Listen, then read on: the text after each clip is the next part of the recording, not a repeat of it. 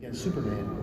So That's true, To see the but- armor, I just want to see you give a good. Yes, but I like how much you're really pushing for some sort of revelation. once again, Superman has the laser eyes. I have, Yeah. I have astigmatism, so it's It's like, yeah. it's not a fair fight. Thank you very much. Yeah, thanks. Yeah, and just so we're clear, no internet speculation. The Marcel Marceau movie will not involve dragons. Yeah, exactly. Well, you have a good sense of what happens online, and I do not. I realize. Yeah. Hi. Hi, regarding the Social Network, I remember hearing that you and Andrew Garfield grew really close on set and off set. Are you still friends with him to this day? And both of you play comic book characters. Have you ever talked to him about that, getting into that? Not specifically that particular topic, but yes, more about coffee and stuff like that. Yeah, we both do theater and both kind of come from the same, I would say, like, performance background. And yeah, when you're working with people, it's this really strange thing. When you're working on a movie with people, you're kind of oftentimes living in a different city than where you guys live, and so you become like this kind of very close-knit family. Like, I would compare it to maybe like summer camp or something, where then summer ends and you go back to your life and you only run into those people, whether it be at camp or randomly if you make an effort, and so it's hard to keep in touch with people, but normally when you're acting with them, it's this heightened sense of intimacy, because you're in an emotional place with them and because you're away from your home or whatever it is, and so yeah, you really form a nice friendship, but of course it's hard to keep that up because you end up doing different things. Thank you. Thanks a lot.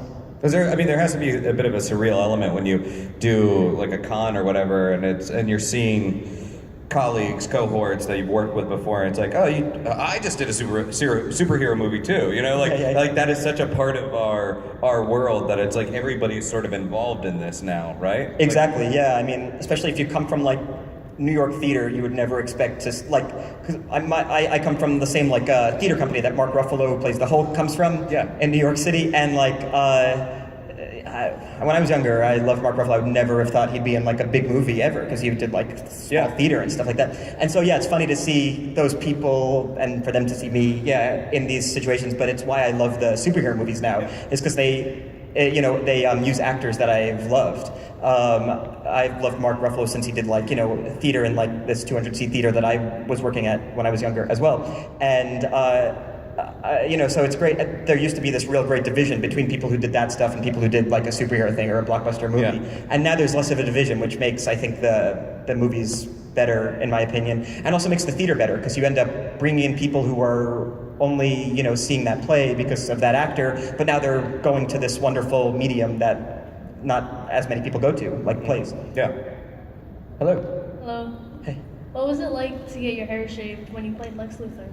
Well, it's hard to tell you because you have nice, normal hair, but if you grew up with huge curly hair, this is straightened. I have natural. Oh, it's straightened? Okay, so you get it. So yeah, but everybody thought it was a girl growing up because I had big blonde curly hair, so there was no kind of more liberating feeling than getting it shaved. I never shaved my head because, I don't know, probably because of, neo-Nazism or something. I didn't want to look like that. So so that's probably why I never shaved my head, but it felt so great. I had to do it for a reason, so that was great. Then I could tell my family, no, I did this for a reason, not because I joined a cult. You did look good with a shaved head, though. Thank you. You rocked it, yeah. I've been telling women that for years. Thank you. Hi. Hey, Jesse. Hey. So, I think Batman v Superman is definitely one of the most quotable superhero movies ever. Oh, thanks. And some of the lines you deliver, your day versus night's mean awesome. How did you feel delivering that? Was that easy for you, or did you have to do it a few times? Wait, delivering what? I'm sorry? Your day versus night speech, or any of your monologues at all? Yeah, it's funny you should say that. Yeah, because we were doing the scene on the roof, and I have this lines about, it's day versus night, black versus, and and I was just delivering lines. I was doing a good job, but then I'm friends with the writer, this guy Chris Terrio, and he was oh, this line's going to be in the trailer, right? And then suddenly I became incredibly nervous. Because when you're acting in a scene, it's never on your mind, one of these lines will be in the trailer. I guess, you cannot, you can't conceive of something like that. It's so far down the line, and the people who make the trailers are not the same people who make the movie. So, when he told me that, then I suddenly became nervous, I don't know, I felt on the spot, like I have to deliver it. I don't know, I was thinking like maybe I should say it very quickly so that they have enough time so they can put other scenes in the trailer. And then it's like then he becomes like a very like nervous villain. Like, I just want to get this quickly. Like a very efficient bad guy is not a good bad guy. Because normally before they kill somebody, they have like a whole preamble of why they brought them up to the roof. So yeah, so then I became nervous. But yeah, otherwise I like delivering all the dialogues. It's written so well. This guy, Chris Terrio, actually also comes from theater background. The first movie he wrote was Argo, and so he's like, you know, he's not like, he comes from a different world. And I just thought his script was amazing. I don't know, like, I don't watch myself in movies, so I didn't actually see the final product because I don't like looking, you know, like, but so, but from his original script, it was absolutely brilliant. When I say I didn't watch it, so I don't know like how much it actually translated to what the script was because things change. But he's a genius. It's super deep. I don't know. Exactly. Like, all the monologues is just like, man. This guy is absolutely brilliant. Yeah. Cool. Thanks. Thank you very much. Thank you. And I think this is going to be the final question, but somebody with the Superman hat, so that's either great or awkward. So, hi.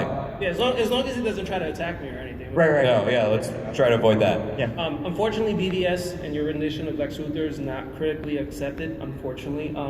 Thanks for does bringing that up. discourage you? No, I personally loved it because it's the origin of the character. Everybody's used to seeing Lex like Gene Hackman or the comics or the animated series. They didn't allow you to evolve and turn into Lex, which you were coming into.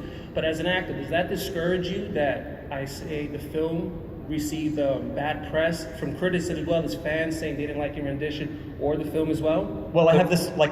Oh, is that okay? Oh no, just that he went the awkward route. So Yeah, exactly.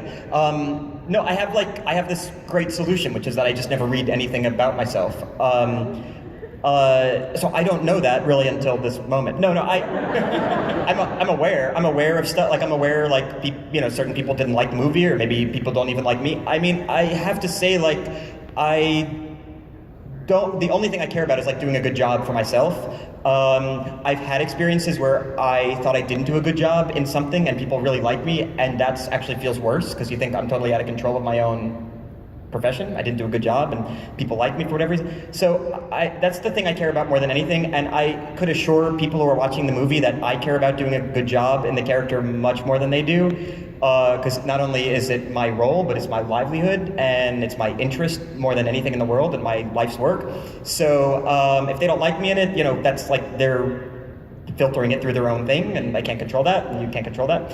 And if I thought about that too much, I would never leave the house. You know what I mean? You couldn't do anything. Right. And I felt like I did a good job in like 80% of it. I remember like after the movie was done, I was like, I really think I did great in this scene. There's this one little moment I thought I couldn't get right, and I talked to the director about it, and he was like, okay, I'll look at it in the editing room and I'll see if I can work around it, because there was one moment I thought I couldn't get in a particular scene. So that's my process and my thought and my mindset.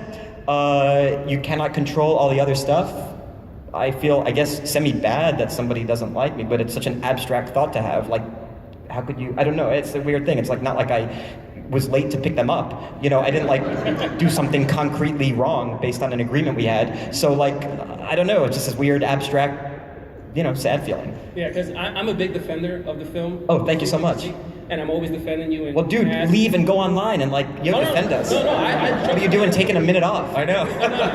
You have reviews to write, sir. I fight the get on Ace Showbiz. Lastly, have you seen Wonder Woman? Have I seen Wonder Woman? Yes. No. Okay, no. so I can't ask you what you. I'm sure it's great, though. I'm sure it's great. All right, thank you so much. Thank you so much. I mean, yeah, you really just have to show up and do the job, and I think that's whatever your profession is. You got to show up and do the best job you can do, and put your all into it, right? Exactly. Like, yeah. So try your best. Yeah, there you go. That's the moral of today's thing. That's a very upbeat note to end on too. So, Wizardworld Philly, you guys are great. Please give it up for Jesse Eisenberg.